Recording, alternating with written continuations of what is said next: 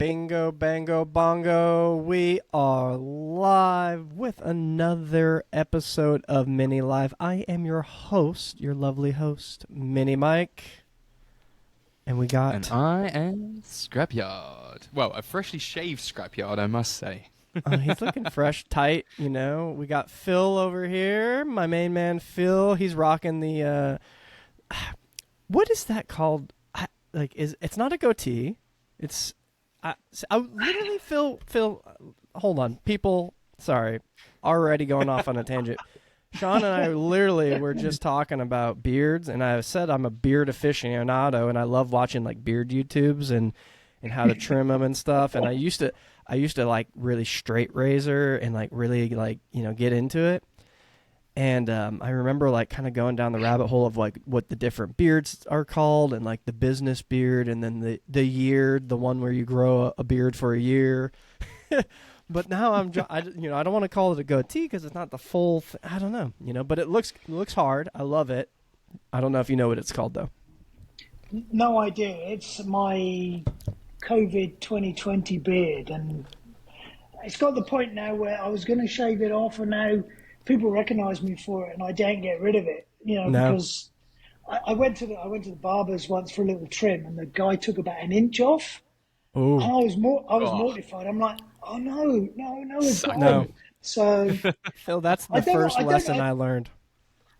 I don't know what it's called, but I love it. It goes hard. I love it. It does look fresh. I love it. And something about like a beard that's like, you know, white or gray or whatever, not to age you or anything like that. It just looked like so distinguished to me. So distinguished. Again, people are probably tuning out right now, but there was like this like male beard model guy. I'm drawing a blank on his name. Something really cool, by the way.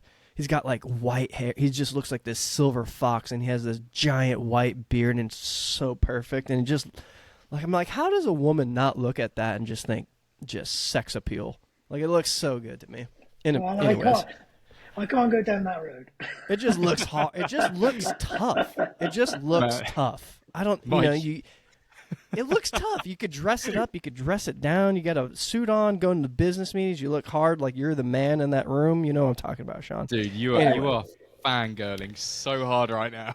I just love beard. I love beards, dude. I love beards. I don't know why. It's just like one of those things. Call me a hipster, whatever it is. I know what you mean, though, because it looks cool when you rock up in the Mini. Yeah. But equally, at a gig, I mean, you see that my preference is sort of the rock and metal scene, so it goes there.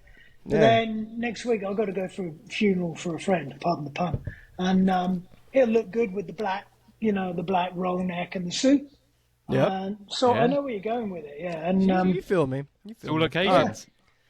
All occasions. All right, enough of beards. Unless maybe we'll do a spin-off, Beardy Life or something like that, and we'll. All right, everybody. I appreciate you joining us and our nonsense rambling at the beginning here.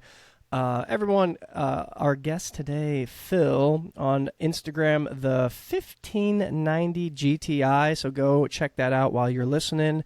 Don't forget to look at the Mini Life, minilife.37 on Instagram. Check us out. And give us a follow, and you'll be able to stay up to date with all of these episodes and our clips and any sort of art that Sean decides to draw and produce. Is actually on new merch for you all. Oh. Have you guys seen the new merch? Should have done. Huh? They should have done. If they haven't, they're living under a rock, because they will be going pretty quickly. Yes, very cool. I love that design. The old faffing about. Anyways, back to why we're here. Mr. Phil, 1590 GTI. My first question always is, what got you into minis? Why the Mini? Tell us. Goes back to my youth, I guess. So in 81, when I was a 17-year-old pup for my first car, I took over my mum's 66 D-Reg 850. So tatty old Mark 1, slidey windows, the big storage bays, pull cable door release. And me and that car had kind of a love-hate relationship for quite a while. I loved it because it was my first car, and as you guys know, your first car is always kind of like the one that you look back on. But I hated Sunday afternoons and Sunday nights on the cold concrete floor of my dad's garage, trying to keep the bloody thing on the road. Brake cylinder seals, master clutch seals, setting the points, the tapping, and all the stuff that you get with a 66 Mini that was already nearly 20 odd years old. Yeah, right. So that car, I mean, I don't know what I can and can't say on here, but I mean, that car had some fond memories for me, taking a young lady out and trying to impress her with my driving skills to start with. Okay, we'll keep it clean. And there's this lane up the corner from my folks, and I literally took it on two wheels. I thought I was going to roll the damn thing. So impress her, I don't think I did. I think I just freaked her out. Just play it cool, Phil. You'll be fine. I tried to, but I was shitting myself. Yeah. Stained those seats real fast. Yeah. Then another occasion, I'm driving back home, and suddenly I hear this sort of clunk, and the car seems to lurch, and I look over my right shoulder, and the offside rear wheel and tyre is bouncing down the road past me because some numpty hadn't done all the nuts up properly. Oh man! Yeah. And then my other fave one, which is why I love minis, is that Sir Alec Isagonis did a great job of proving that you could get plenty of people on the inside and a bit of luggage. Well, me and a girlfriend were, how shall we say, having a good time, parked up somewhere, and suddenly these lights come up and draw alongside, and it's the cops. They shine the light in, knock the window, and it's like, yeah, hello, officer. Yeah, how's the lady in there? Is she all right? And I said, yeah, I think she's having a good time. Anyway, the good time finished. The cops drove off laughing, but it became a story of legend with me and my friends for many years. So I kind of guess I got a lot of reasons to like minis. 10 out of 10 on the effort, Phil. This is wow, you gotta love that. That's so funny. I remember. Well, put the explicit little mark on this episode. No, I'm kidding.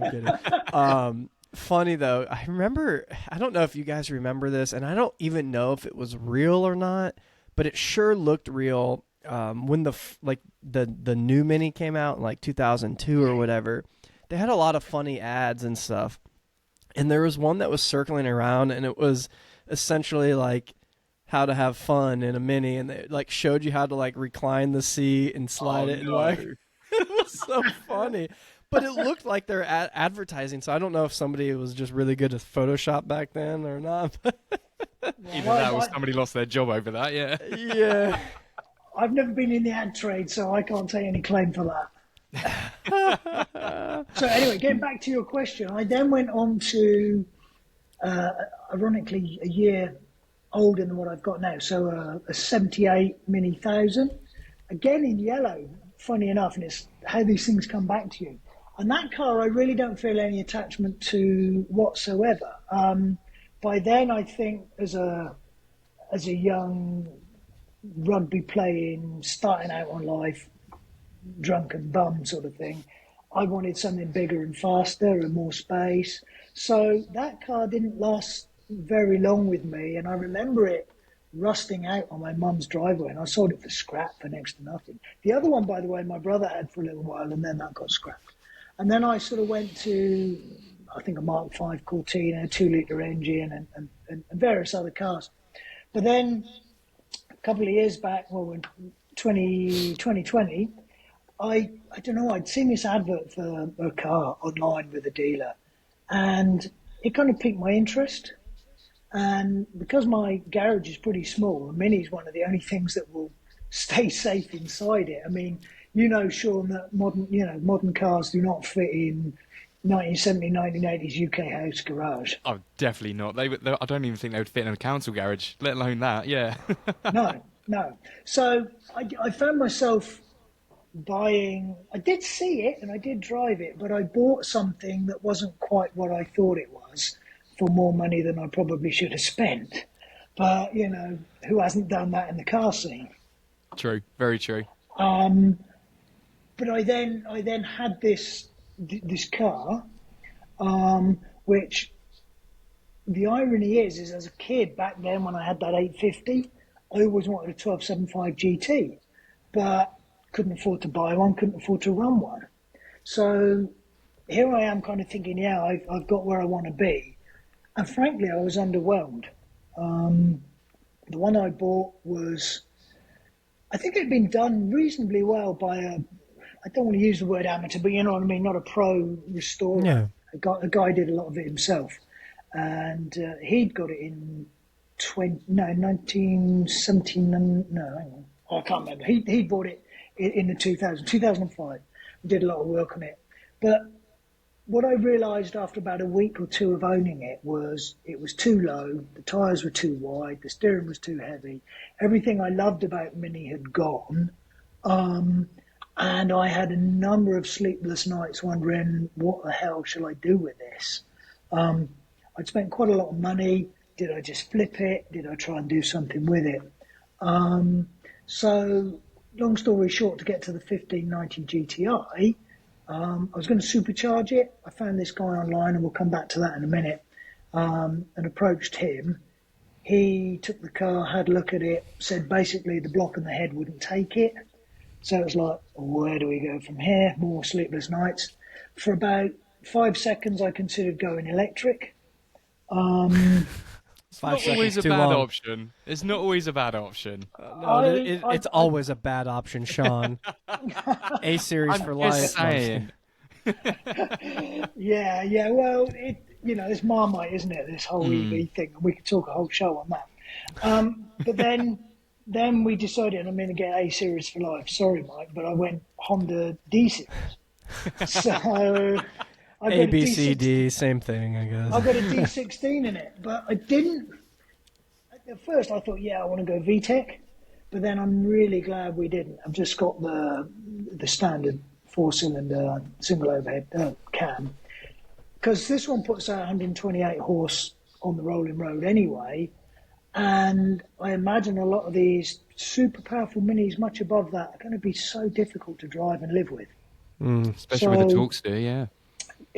Absolutely. I mean, I put my foot down on this in second, third, fourth, and if it's a bit greasy, you're going sideways. So, I'm quite happy with where we've gone now. A lot of other mods which we can come back onto, but does that kind of answer your question in a very long, rambling way? Why Mini? Yeah, absolutely. And listen, it's like it's always something kind of similar. It's like you have, like, it's your first car. You had some sort of affection with it early on, and then it always comes back around. It seems like you had a hiatus there for quite a while, from up until 2020. Were you looking for a Mini, or did you kind of just stumble upon this one? Were you looking for that 1275 GT, or did you kind of just stumble upon it and like, yeah, let's pull this trigger here? More the latter, really, Mike, if I'm honest, is I hadn't realised it was kind of still in here. It'll And never I'd leave you. no, exactly. I'd been looking at trying to get something 64 V8 pickup of some sort or other. I love the Burbling American V8s. Having been born in 64, I wanted a 64 car. America. Yeah, tempted by a Galaxy, but, would take up the whole of my drive. Yeah. Have to live outside. Yeah. And then I think I was flicking through various pages. I came across a classic dealer, and I just saw this one. I thought, oh, it looks interesting, and that kind of set something off in my head. An expensive journey that it set off in my head, but I'm happy with the end of the journey. So, in terms of choosing the Honda swap, why Yeah. didn't you go for the V8? Because I know there's the Mini with the Buick V8 that's front mounted. Why didn't you do something similar like that? I don't know. Fair enough. I listened to Project Bjorny the other day and all the trials that he's gone through. I mean, what a story. I think because the Honda route is, well, it's been explored. There are options. I didn't go the existing pre-bought subframe route, and we can come back to that in a minute. But it's something that had been done, plus the reliability, and I wanted something that would make the car drivable. Yeah. Bit of a dark horse as well, and give me the reliability that I'd never had with the old 850 way back in the 80s. Yeah, if you go something like, supercharging turbo, the A series, or Honda swap, it's probably much more reliable than venturing down something like a Project Bernie or like a V8 swap. Like you're going into some uncharted territory there, especially in a Mini. It would make it very difficult, I would imagine, to drive and enjoy. Like it's kind of like a one trick pony, unless you're building maybe like a drag car or one of some sort of car that you just take to car shows. Like I feel like you wouldn't be able to tame a V8. I don't know. Maybe we'll find somebody and have them on the show. Isn't there that giant damn like LS swapped Mini in Australia that's like a burnout car? I think it's New Zealand, and I think New it's Zealand. called Critter. I think. Yeah, that thing looks rowdy. It's Larry. It's like out of the there's like no hood or a giant cutout, and it's Yeah. just this giant blower out the hood. It was Full summon that style, yeah. yeah, insane. Yeah, no, I the longer I'm in the Mini scene, I don't blame anybody for switching to Honda. It's like the ongoing joke in our little like group text with the SoCal Classic Mini guys, and it's like whatever issue, like I was dealing with a leak here, fixed it, leak here, fixed it, and then my radiator decided to leak, fix it, and they're like, just Honda swap it already, put the D in there, man. And I'm like, never, but I get it. The Honda parts you can buy pretty much anywhere at the local auto parts store. The reliability is there. You get some extra horsepower. I get it. I don't blame anybody for doing that. So let's jump into kind of, you got this bug to get the Mini. You decided to do the D swap. Tell a little bit more about the Mini. You kind of briefly mentioned it's a 1275 GT. It's yellow. Kind of go into describing the Mini for those that might not know what it looks like and what you've done to it, etc.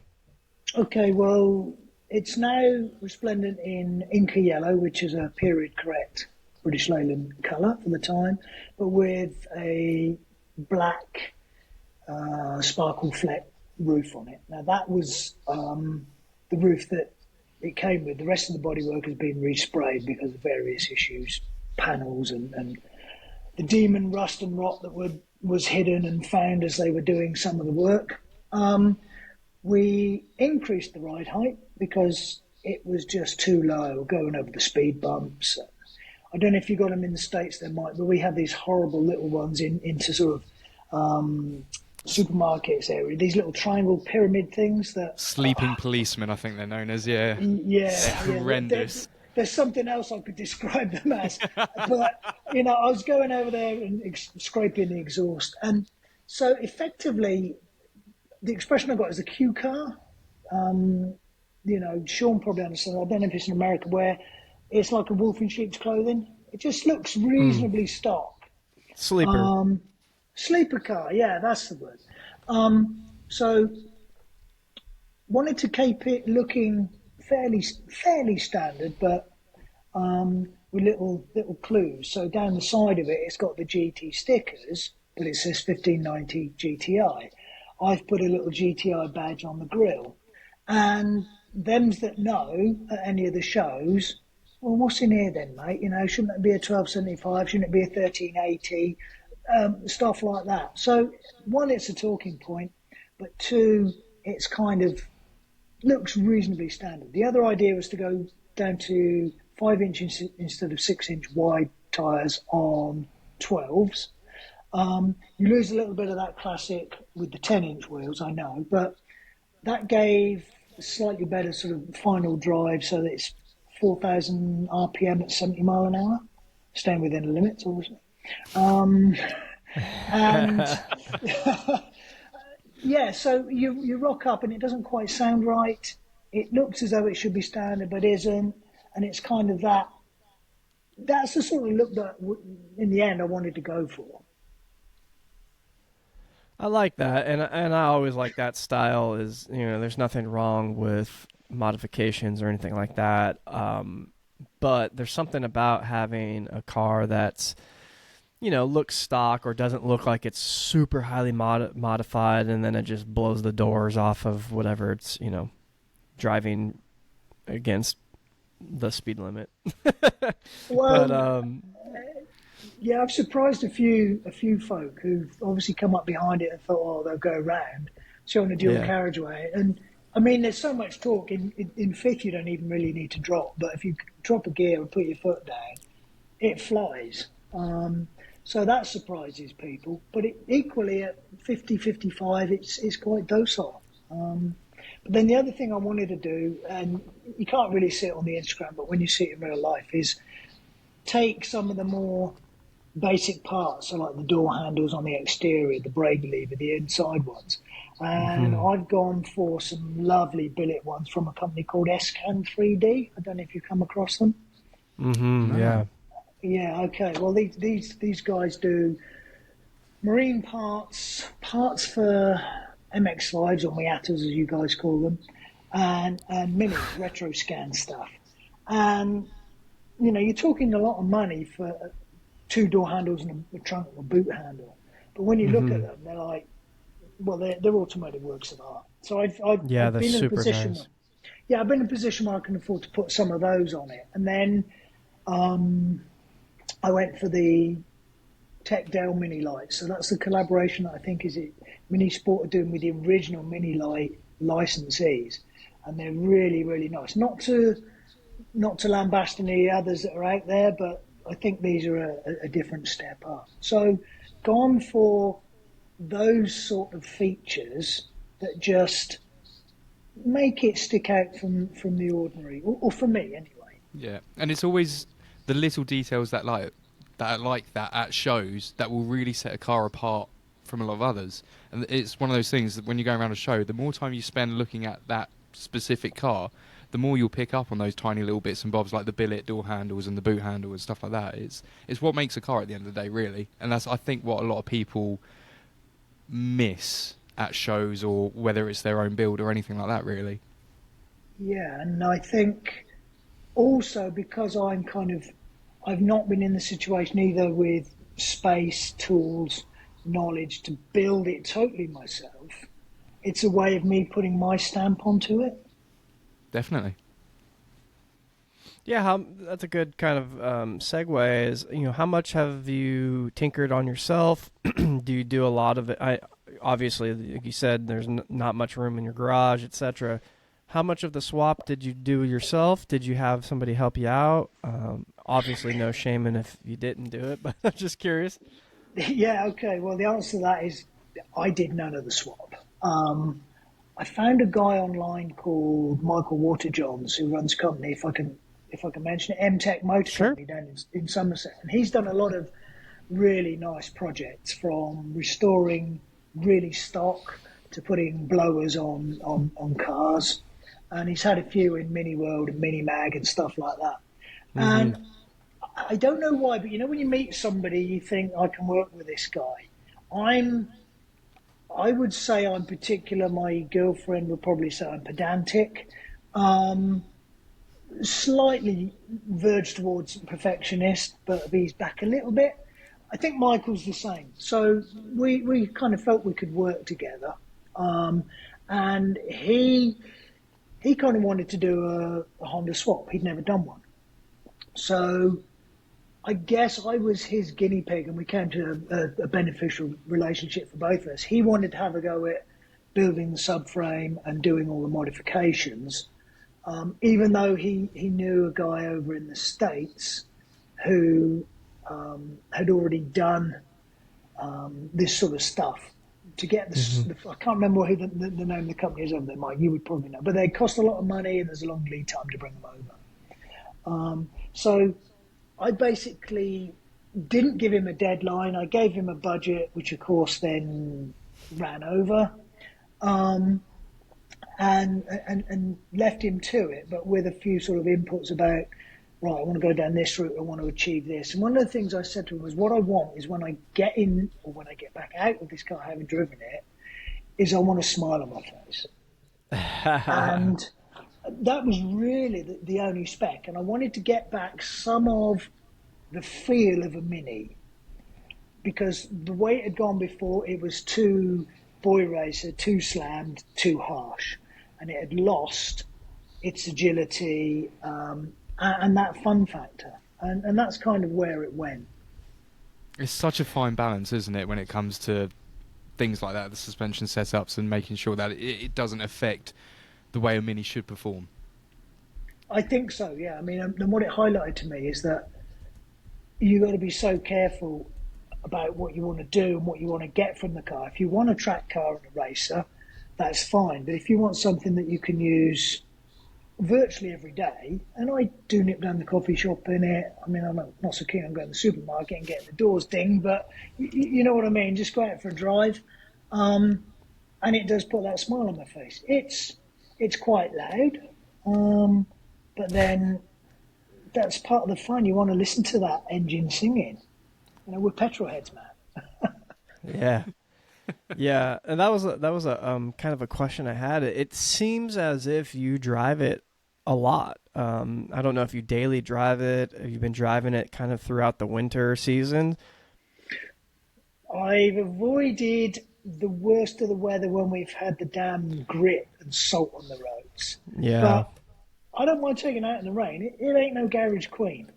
You know, I want to use it. I mean, the irony is after I picked it up when it was all done. So, I mean, it's taken nearly 2.5 years because of various things. He's a one-man band, holidays, the second lockdown, and all that shit from the past.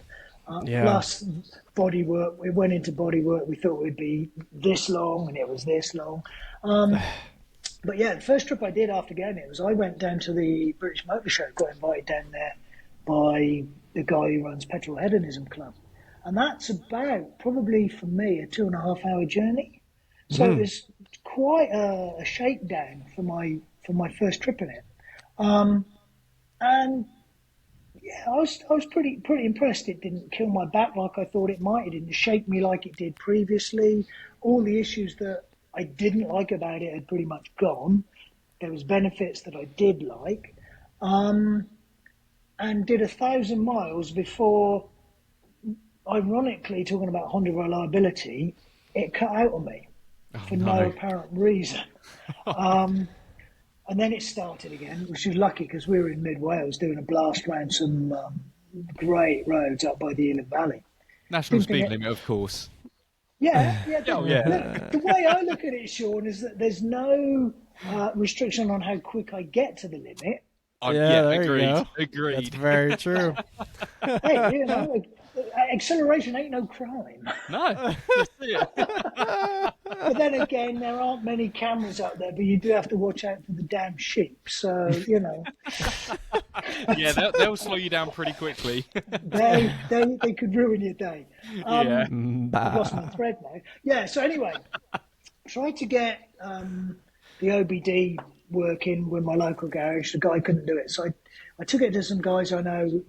One of them's a real car electrics wizard. You know, you go to his garage and there's just stuff everywhere, cars in bits, but he's got a Mitsubishi in the corner there, but he's been working on it. He's got every version of plug-in that you could ever dream of and some that you didn't.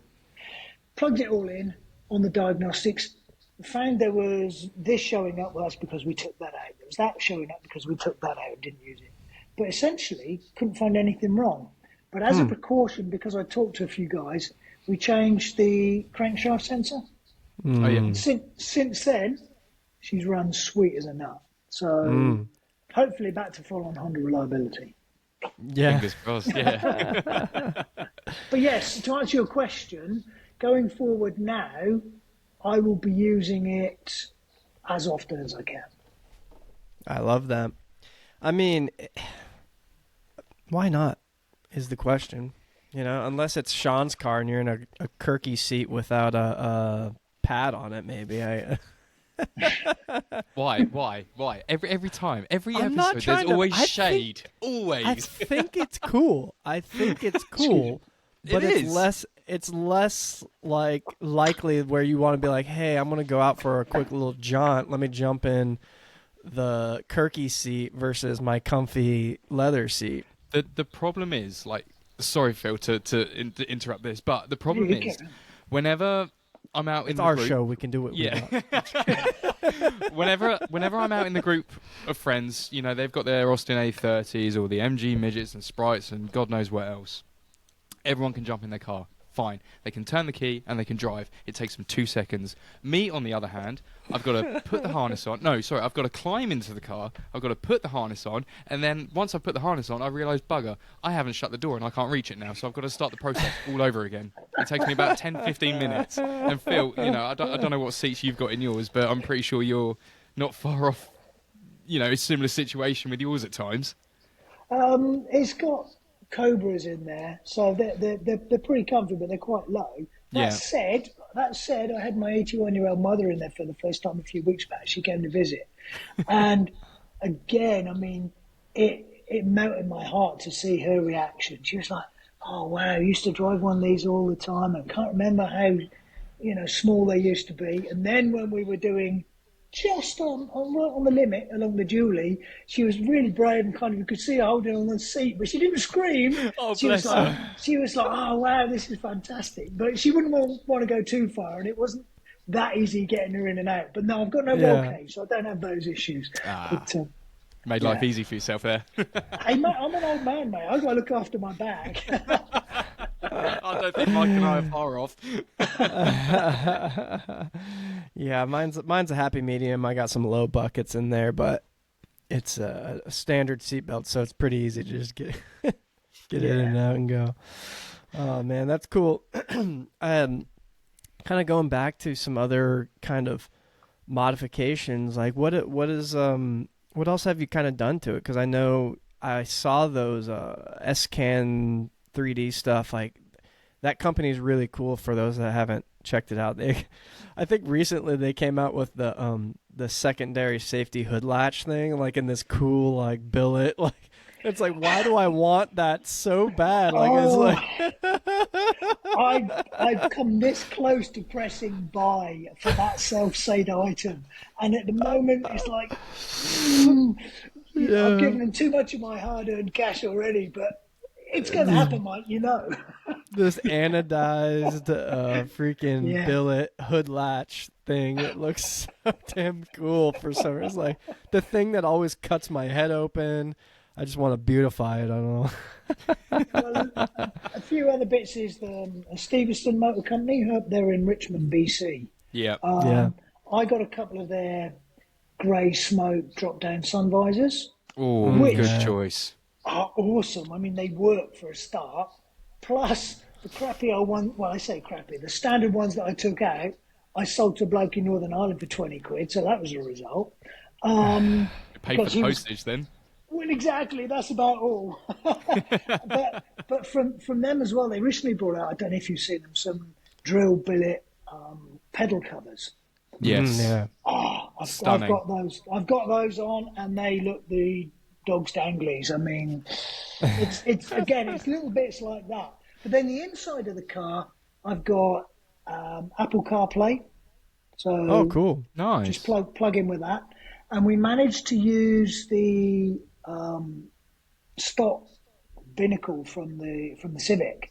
So it's a '99 Civic that was the donor car, which actually looks okay. I wasn't the first route I wanted to go down, and I was after some of those lovely Dakota dials that you guys get over there in the States. But post-COVID, they were, one, taking an incredibly long time to get, and two, are very, very expensive. Now, I'm not saying in the future the interior might get a bit of extra cash and love, but for the time being, it's about right. It's going okay. Yeah, I love that. There's always something that you can kind of do, but at a certain point, like I'm at this point right now. I'm just like I just want to drive and just enjoy. And obviously, there's a ton of stuff that I would love to spend money on, but it's like let's just kind of enjoy it for the time being, and you'll get that bug of something. Oh, absolutely. And then one of the things that I've been doing myself, and I need to finish when the weather gets a bit better, so I put some sound deadening mat and then some sound absorption underneath because it was a bit too brutal. And also, anybody in the Mini world knows you get that resonant sort of booming when you're on the motorway or whatever.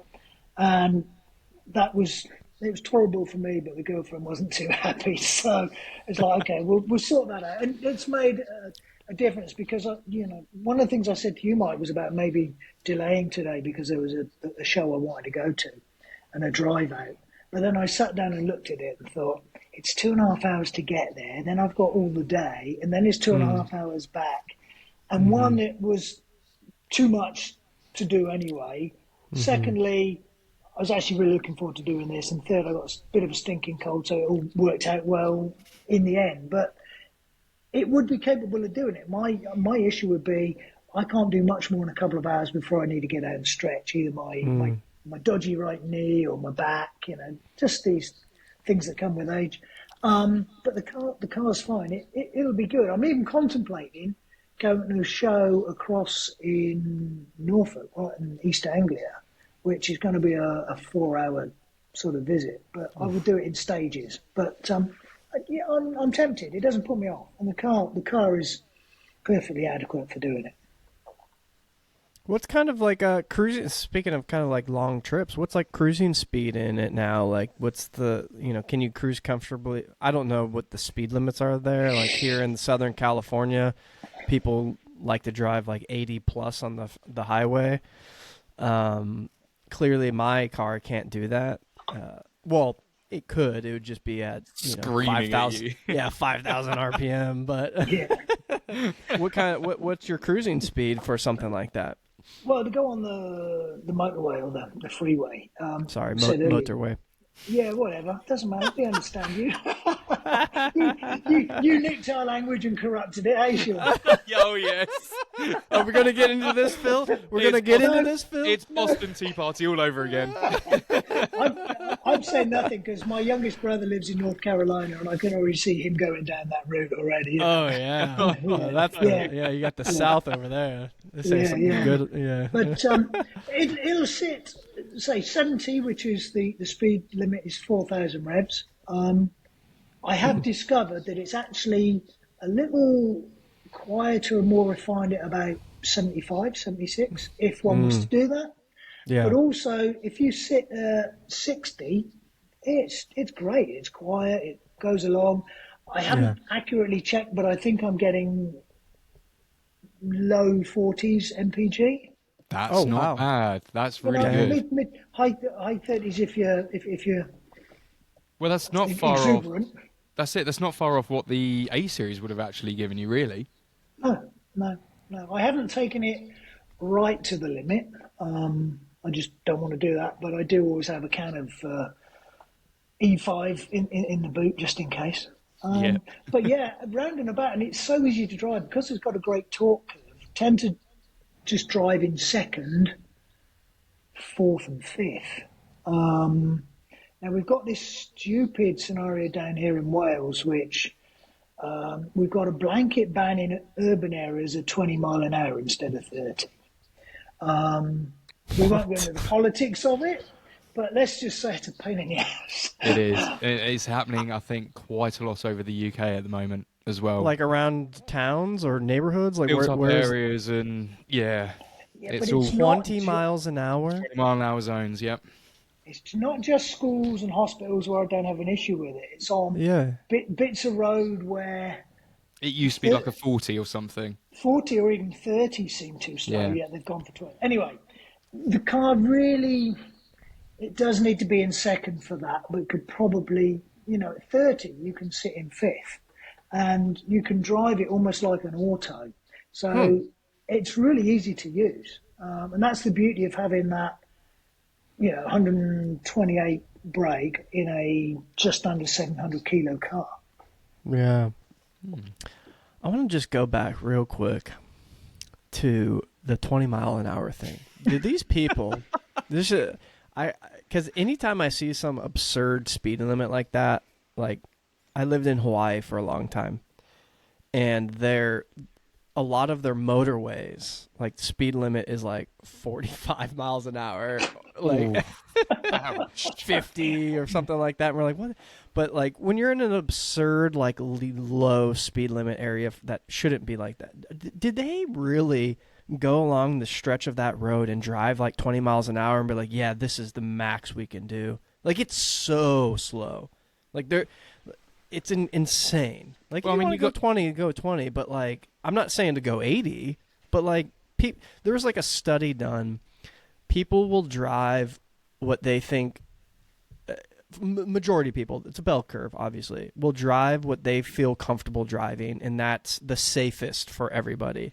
Obviously, there's maybe somebody really old that's driving really slow, and really dumb that's driving really fast. Those are the outliers, and it's rare.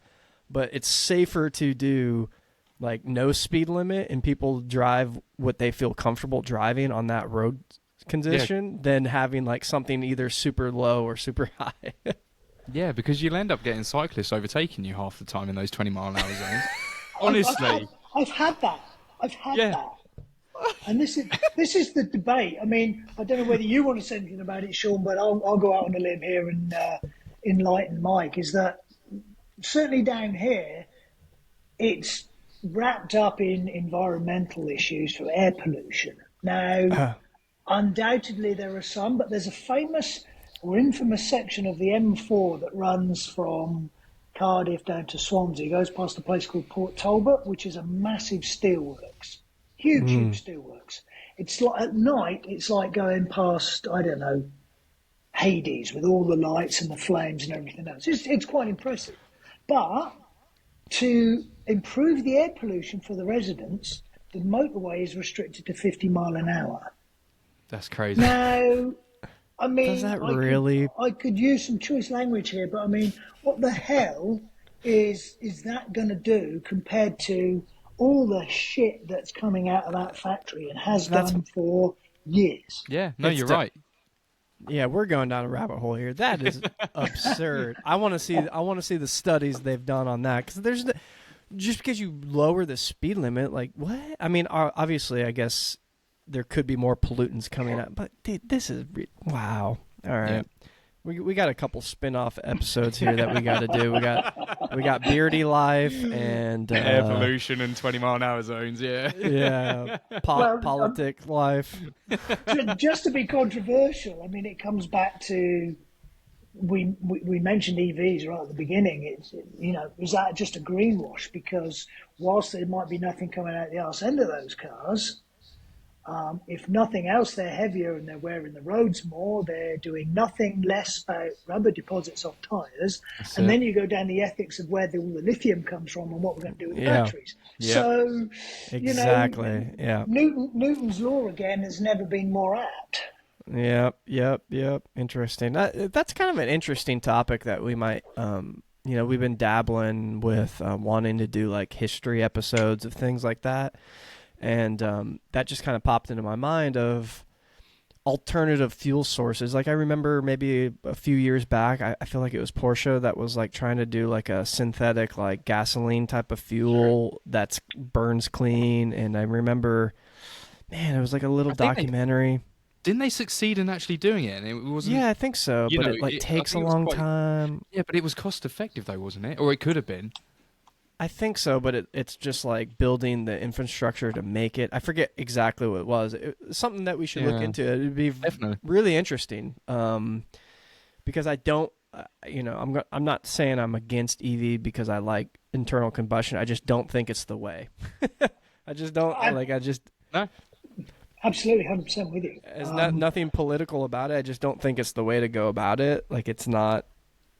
I don't know. Anyways, well, there's memes going around which is saying the most environmentally friendly car is the one that's 50 years old that's still on the road. Have you seen that? Literally, I think it's guy with a Charger. Yeah, and it's like I was literally about to say it. The most environmentally friendly car is the one that you already have. Well, I read somewhere not that long ago that if you say, for example, you buy a brand new Tesla, you've got to own that car for I think 90 years before it starts becoming, clean carbon footprint. It's green for you and the planet and stuff. But you've got to own it for 90 years before that becomes to that point. It's crazy. Damn. Jeez. Something like that. Wow. Huh. Interesting. Well, anyways, Moving on. moving on. Phil, you got any other projects going on? What else you got going on here?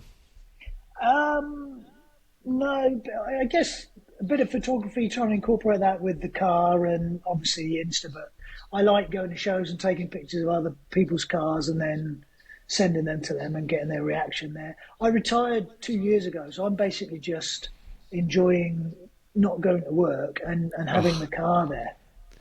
That's my project. Enjoying life. I love that. I love that as well. And gigs. I mean, there's a great tranche of rock bands coming out of South Wales at the moment who are going to support some new music, plus the classics. Yeah, I mean, it might not be rock and roll. Gardening. I love just hanging out and seeing what's in Are there. you in a band? Oh God, no. I can't hold a tune, man. Let alone play an instrument.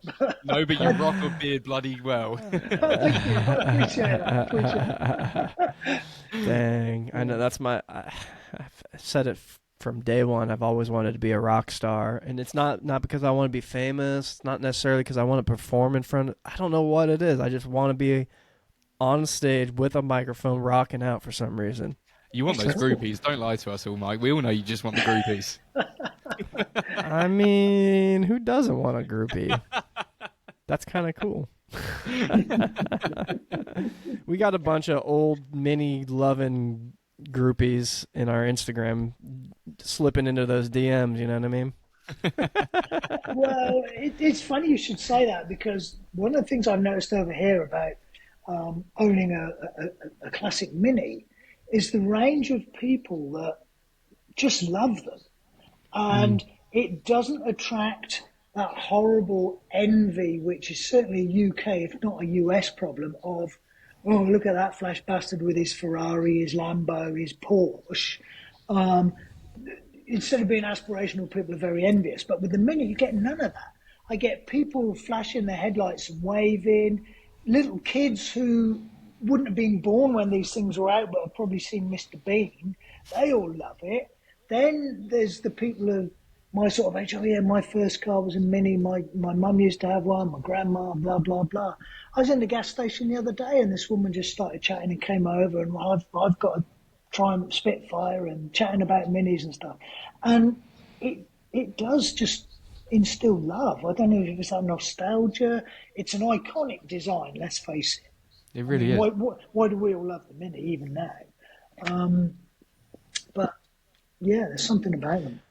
I love that, and I want to talk about it more right now. Let's slide into the Patty probe, and I think that's a good first kind of question to kind of segue off of that.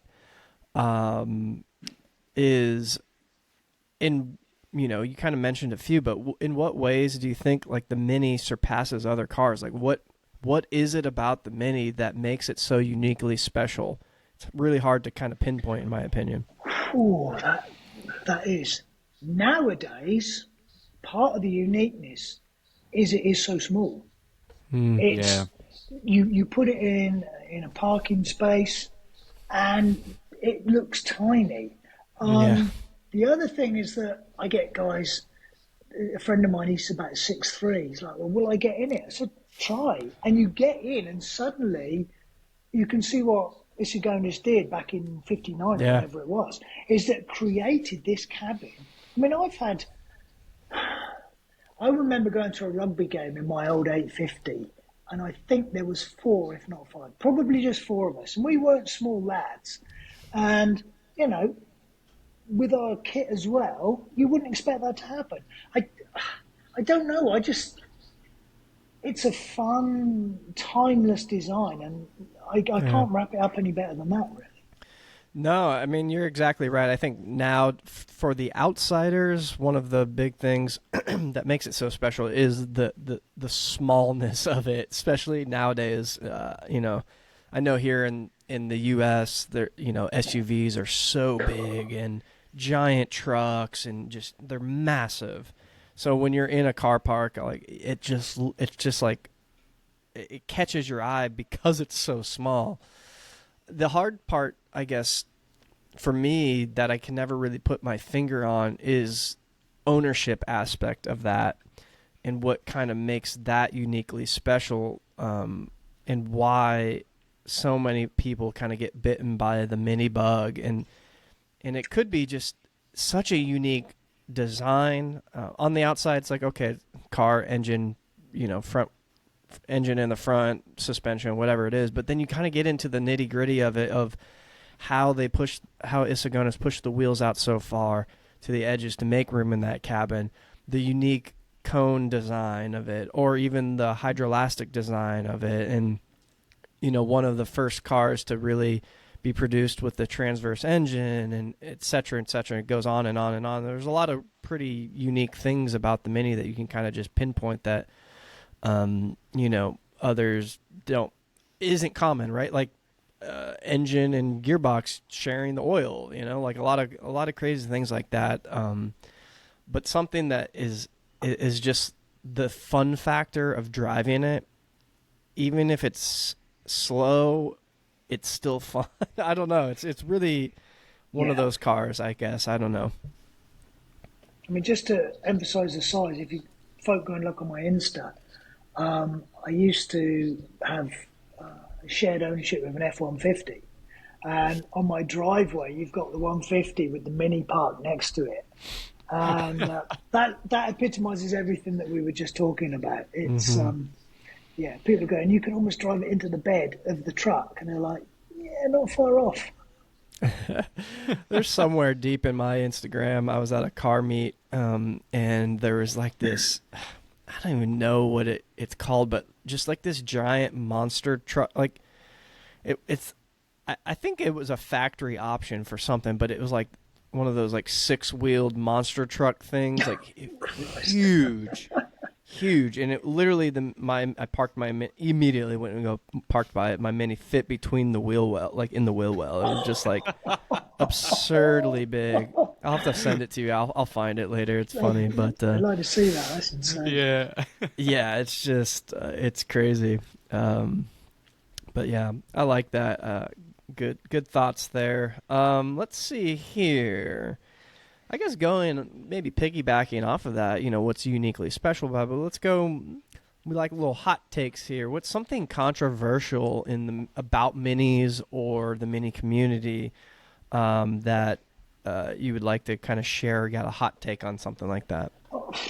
I think the first one is, and you probably know where I'm going with this, classic Mini, BMW Mini. Oh, yeah. Okay. I mean, do we want to chuck that hand grenade or not? Yeah, of course. Do it. Let's do it. I love this one. I mean, for me, the new Mini ain't a Mini. It's a marketing exercise that BMW have tapped in, because the Mini was such an icon. Is why they didn't want to call it a BMW 1 point whatever. They wanted to call it a Mini. But I'm not one who would turn around and say, you're not welcome at a show, I'm not going to hang with you, because everybody's car is special to them. If you're a kid and you've just got a little 1.6 EcoBoost Fiesta, or you've got a Lambo, Aventador, you love that car because it's your car and it's a car, and we're petrol heads. So I do see and hear a lot of that controversy sometimes, and that snobbery, and I guess that is something I would say is a hot topic, is that, well, is it a Mini, is it not a Mini? Personally, I don't consider them to be, but I ain't going to slam somebody for having one. And again, you see the customs that some people do on them, especially some of those little Coopers. They're hot cars, but they're big. Sean, what do you think about this? No, I completely agree. As much as I love my Clubman, I completely agree with this. It's like comparing the original Jungle Book to the live-action Jungle Book film. You've got to treat it as two separate entities. But it still drives well. It still has similar characteristics as the original Mini in terms of it's fun, it handles well, it's okay, yeah, fair enough, it weighs almost 2 tons, but it's still got that sensation of a Mini. But it again, like Phil said, it's a marketing ploy, and it's one that they've achieved extremely well. They've been very clever with it, BMW, and my hat goes off to them. Oh yeah. So I have an interesting take maybe on this, as I've only owned either a classic Mini or new Mini. I've had every generation of new Mini. Obviously, as a kid, I wanted a classic Mini, but growing up in Texas, we just said there's giant SUVs. My parents were like, "Hell no, you're not driving that." So I opted for a new Mini. But I've also worked for Mini, so I have a little bit of a, I don't want to say insider information. I worked at a dealership, but I got to go to a lot of Mini events, and I think the one thing that people that say that often has probably never owned it or really like sat back and thought about it is like, yeah, I get it. BMW changed it, but there's a lot of aspects to it that they really did try to carry over. I think as time goes on, like BMW's killing Mini currently. I think it's getting further and further away, but especially the first few generations, the plastic arches were a carryover from Rover. The headlights are still there. The grille design, the interior design of having circular binnacles. They try to keep toggle switches, everything. They try to keep it very similar. And one of the only brands that still does manuals on a lot of their cars. Like, I think they've actually stopped now. No, they didn't. They cut back. Oh. But they didn't stop. They cut back because the demand's not there. Every car guy was like, oh, manual, but no one goes and buys them. That's why no car manufacturer has them. But yes, it is different, but they had to change it, and they had to bring it into the 21st century of like, hey, we want to actually sell cars, not just be like a enthusiast brand. But they did a really good job, especially during the R53 era, of really trying to make it a keep that Mini thing alive. It's tough. Like, again, I'm a classic guy through and through, but if you want something that like still kind of resembles the Mini, and for like especially a daily driver or fun like around the town, like I just don't get the hate. Like, it's two separate things, like we've all said. But I think they did do a good job, and the people that really like Benny, like you never drove one. Yeah, sorry. That's it. Can I shed some real anorak geeky information here about this topic? Yes. So, I don't think this is very common knowledge, but Rover, before they were actually brought out by BMW, they designed the prototype for that first Binny, basically. Yeah. And then BMW brought them out and then carried on that project and created what it is. So, technically speaking, it is still a Rover Austin Group vehicle. Well, at least the early 2000s R53s. And, yeah. So it's still technically a Rover. Those first two-door Mark 1s, I mean, they are, I think, closer to the heritage than where we are now. Yeah. But then you could say that about any range of cars. They've all just got 100%. big and fat and That's it. pumped up. Yeah, they like, it sucks, but they had to do it for safety reasons and shit like that, which is annoying. And I think the newest Mini that came out, it might be the electric. It's ugly as sin. Like, those taillights are so gross, but that's a different story. But like I said, the first few generations are like the one I have a F56.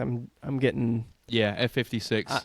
I'm losing touch with that side of things, but a 2015, and I had a 2016 as well, and they're big and bloated, but like, it's also kind of like a little mini BMW, but it has that Mini characteristic to it. So, that's it. Anyways, that is a hot take, and we could talk a whole episode about that. It's really interesting, I think. But it's more of a daily driver kind of fun thing for me versus a passion, if that makes sense. Yeah. So that's a great hot topic. I like that hot take. Boom, love it. Love it. Let's see here, Phil. Let's end on everyone's favorite. Actually, you know what? I'm gonna throw one in here. I forgot. I think I took it off the list. No. It's not bad. It's not bad. I took it off the list, and I keep forgetting to like actually put it on because I like revamped. Anyways, do you have a mini related movie or TV show that you really enjoyed? The original Italian Job. Has to be. Yeah. I Has to be. mean, I'm old enough to have seen it first time round, and that's a classic wet Sunday afternoon film. Yeah. Yeah. And those minis and what they did with them, and just the ending where you think, no, they got away with it, and now they're all going over the edge of the cliff. Yeah, I couldn't think of anything else. Yeah, no, it's a perfect answer. I love it. You can't go wrong with that one. I That's always it. like that. I like somebody kind of told me the other day, like, oh, you should bring that one back. Like, here's an obscure one. So I'm always looking for it. I'm never mad at Italian Job or Mr. Bean or any of those because they're great films or Yeah. shows or films. You know what I'm saying? Cinema, whatever. But everyone's fan favorite that we like to end off on is if you could have a drink, coffee, beer, tea with one mini celeb, who would it be and why? I got two really. Sir Alex Isagonis, really, because he's why we're all here and why we're talking. But Yeah. I'd probably go because racing car drivers are usually interesting guys. Paddy Hopkirk, Yeah. what he achieved in the Mini back in the '60s with the Mark Ones and the Monte Carlo rallies, etc., and to learn how he managed to wrangle every ounce of performance from it. I think probably I'd say him. Yeah. I love both of those answers, and I think people try to think outside the box, but honestly, those don't get said enough. Like, Alec Isagonis, like, that would be probably the coolest one if you really think about it. Like, what was going through your mind to really make this car? And did you have any idea that it was going to be so successful? And even to the point of like, I don't know if it's really true, but he like really didn't want anyone making it like a performance car. He wanted to keep it kind of like a family thing, and how that went down and what he really thought about that. That would be super interesting. Very interesting. Well, Phil, I appreciate you being on. Do you have anything else for the people? Everyone go follow Phil, the 1590 GTI on Instagram. Check out his build. Super cool. Anything else for the people? No, other than I'm possibly thinking of changing the name to the Wasp because it's a bit of a bright, angry thing that buzzes around. But no, that's just me being silly. No, it's been great to talk to you guys. Loved having Just you on. a bit of banter, a bit of beard talk. We didn't do religion, so that was okay. We've done politics. We'll leave that for next time, Phil. Yeah, let's do that one. Yeah. That really is a hand grenade, isn't it? That's a hot topic right there. Can we do a mini Pope mobile or something? Has that been done? Jeez. Oh, But man. no, honestly, guys, it's been a lot of fun. Thank you. I Appreciate love it. it. I love it every time. It's very enjoyable. The people love it. I thank everyone for their support. Like I said, go follow Phil, the 1590 GTI. Follow minilife.37, please. You can follow me, Goldtooth Cray, on Instagram. Sean is at Scrapyard, not Scrap Heap. It is. Scrapyard. And also, if you guys could do us a huge favor, if you haven't already tuned out, go whatever platform you are listening on, just hit the follow button for us. It really helps us out. It boosts us in the algorithm. And it if helps us not, create cool stuff for you all as well. yeah, if you don't like us, then okay. See you later then. No, I'm just kidding. We love you all. But yeah, reach out to us. Tell us what you want to see, who you want to see on the show. We're trying to get more and more people. Rowan Atkinson, I think he's a little booked up right now, but maybe later. You beat me to it. I do, however, have 2 points I want to make before we close this, Mike.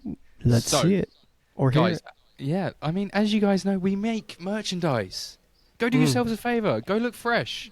Go buy some merchandise. Head over to minilife37.bigcartel.com.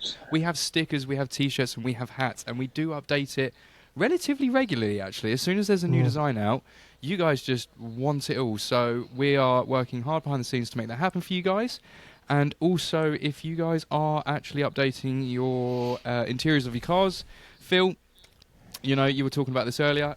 If you guys are looking at new steering wheels or any aftermarket accessories, head on over to mountaineerclassic.co.uk. In the checkout, use the code MiniLife10 and get yourself that 10% discount off. Love me the Mountainy steering wheel. Oof. Well, the guy who built mine claims that he put a Mountie steering wheel in it, so I need to double check. Oh, you better. Double check it. If it hasn't, Phil, you know where you got to go now. All right, everybody. I appreciate you for tuning in, and I will catch you guys on the next one. See you later.